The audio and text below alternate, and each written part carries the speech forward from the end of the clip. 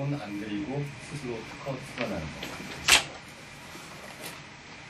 자, 먼저 발명 그리고 발명가 이 개념에 대해서 먼저 말씀드립니다. 발견, 발명 상대적인 개념이죠. 발견은 원래 있던 거를 찾아내는 것, 그리고 발명은 없던 것을 만들어내는 것, 이런 개념으로 다들 알고 계실 거예요. 발명 하면 떠오르는 사람이 있죠. 에디슨입니다. 에디슨은 여러분들 잘 아시겠지만 전기도 발명했고 전기도 발명했고 여러 가지 말. 그때까지만 해도 이분이 몇 년도에 태어나서 몇 년도에 돌아가셨는지 모르겠지만 그때까지만 해도 참 없는 게 많았죠. 아이패드도 그때는 없었고 인터넷도 없었기 때문에 없는 걸 만들어낸다는 게 참 수월하던 시대였습니다. 또 요즘 떠오르는 인물은 스티브 잡스가 있죠. 스티브 잡스도 발명가입니다. 네. 혁신가이기도 하고요.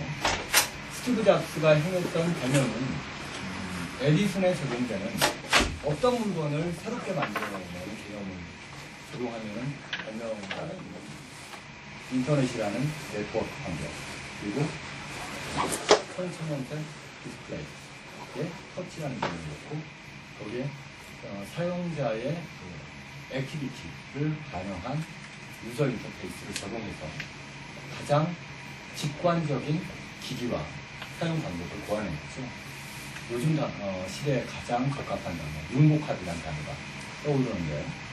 스티브 잡스는 바로 이 융복합적인 발명, 특허를 수행한 것으로 이제 가장 수상을 받는 일입니다. 스티브 잡스나 에디슨 이런 사람은 굉장히 똑똑한 천재들이죠.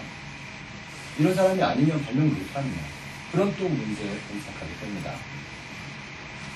최근에 이제 알게 되는 친구인데요. 김현우라는 데서 발명을 했답니다. 그래서 콩나물 재배기 이런 걸 많이 했다고 하는데 어찌됐거나 그런 것들이 상업화가 됐죠. 상업화가 됐고 그런 것들에 대해서 사회적으로 인정을 받았기 때문에 지금은 발명 인재, 발명 면제로 여러 가지 재능기부라든지 사회활동을 하고 있는 것 같은데 평범한 아주 뛰어난 사람은 아닐 겁니다. 발명은 이처럼 선천적으로 아주 뛰어나지 않아도 충분히 할 수 있는 부분이라고 저는 이 자리에서 말씀드리려고 왔습니다. 자, 국내에 특허 출원 현황을 한번 살펴보겠습니다. 우리나라는 굉장히 특허를 많이 출원하는 나라입니다. 1년에 내국인 기준으로만 15만 건 출원합니다. 세계적으로 4위.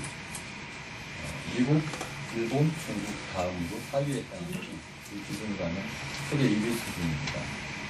출원하는 것은 한 80% 정도는 기업에서 출원을 하고 있고요.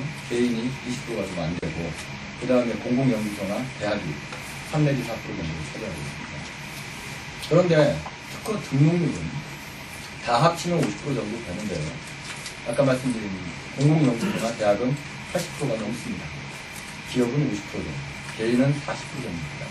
이걸 보면 사람들은 역시 대학이나 연구소가 실력이 월등해. 대학이나 연구소는 연구 실적으로서 가치를 인정받기 위해서 특허 등록이 안 되면 청구항을 더 세분화하고 더 세분화하고 더 세분화해서 결국 등록되도록 하는 것을 목표로 하고 있고요. 개인이나 기업은 등록되는 게 목표가 아니거든요. 자기가 개발했던 제품, 자기가 개발하고자 하는 비즈니스 프로세스를 등록하지 않으면 의미가 없다는 거죠. 개인이나 기업은 그렇게까지 등록을 무대 신경 쓰지 않습니다. 그런 이유 때문에 등록률에서 연구소나 대학처럼 공공적인 성격을 가진 데에 비해서 기업이나 개인은 등록률이 낮은 편입니다.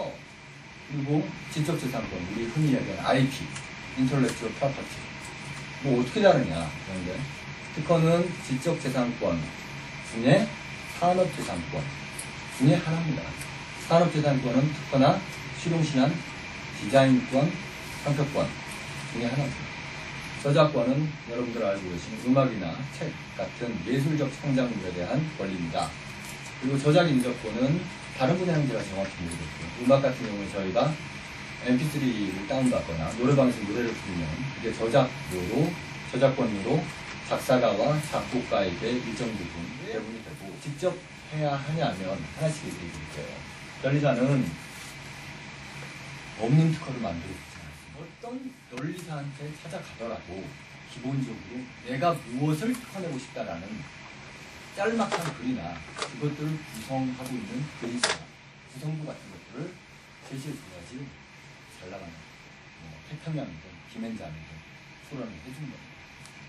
두 번째, 어떤 아이디어가 있다. 그 아이디어는 누구 머리에서 나온 겁니까? 제가 알고 있는 아이디어라면 제 머리에서 나온 거죠.